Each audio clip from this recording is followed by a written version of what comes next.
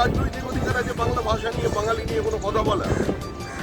যারা রবীন্দ্রনাথের সঙ্গে বিশ্বাসঘাতকতা করেছে, যারা নেতাজি সুভাষচন্দ্র বসুকে দল থেকে তাড়িয়েছে, যারা দিনের পর দিন বাংলার সঙ্গে প্রতারণা করেছে, বঞ্চনা করেছে, বিমাতৃসুলভ আচরণ করেছে, সেই কংগ্রেস তৃণমূলের পাশে, তাও আবার বাংলা ভাষা নিয়ে।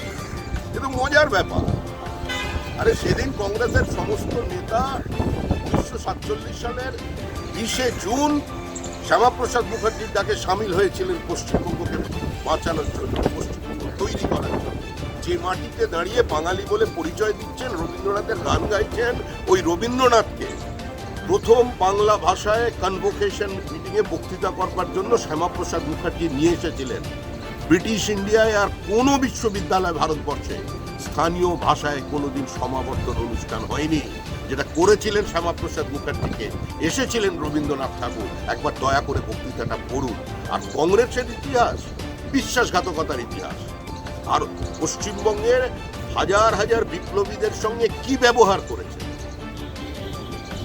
আগা যতীনের ক্ষেত্রে কি করেছিলেন, ক্ষুদিরাম বসু সম্পর্কে কি বলেছিলেন।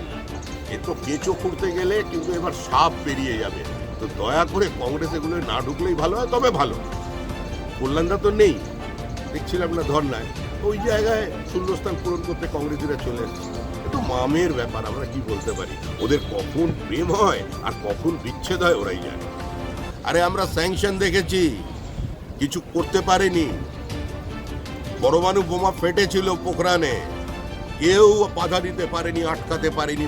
ভারত মাথা নত করেনি, অটল বিহারী বাজপেয়ী করেননি। আমরা দেখেছি নরেন্দ্র মোদীর ভিসা বাতিল করতে, আবার তারপরে দেখেছি তার পায়ের নিচে লাল কার্পেট বিছিয়ে দিয়ে আমেরিকায় মোদি মোদি স্লোগান দিতে। ভারতবর্ষের কৃষকের স্বার্থে, প্রান্তিক মানুষের স্বার্থে, মৎস্যজীবীদের স্বার্থে, পশুপালকদের স্বার্থে বিজেপি অনড়, আমরা তাদের সঙ্গে আছি। কোনো মূল্যে, কোনো চাপের কাছে দেশ মাথা নত করবে না। এ ভারত নতুন ভারত, নরেন্দ্র মোদীর নেতৃত্বে বর্তমান প্রজন্মের আধুনিক মানসিকতা নিয়ে এই প্রজন্মের চোখ দিয়ে দেখা সেই প্রধানমন্ত্রীর ভারত। এই ভারত মাথানো হবে যারা এটা ভাবছেন, তারা মূর্খামি করছেন। আর যারা এই ধরনের বিবৃতি দিয়ে বেড়াচ্ছেন যে বন্ধু কথা রাখলো না, আসলে তারা বন্ধু খুঁজে বেড়ান। চীনে কখনো গিয়ে সমঝোতা করে ফেলেন, আর কখনো ইন্টারন্যাশনাল মনিটারি ফান্ড আর ওয়ার্ল্ড ব্যাংকের চাপের কাছে মাথা নত করে অতীতে বাজেট তৈরি করেন আর ভারতের কৃষি নীতি শ্রমনীতি তৈরি করেন। সে ভারত নেই, এটা ভারতীয়দের ভারত, ভারতের ভারত।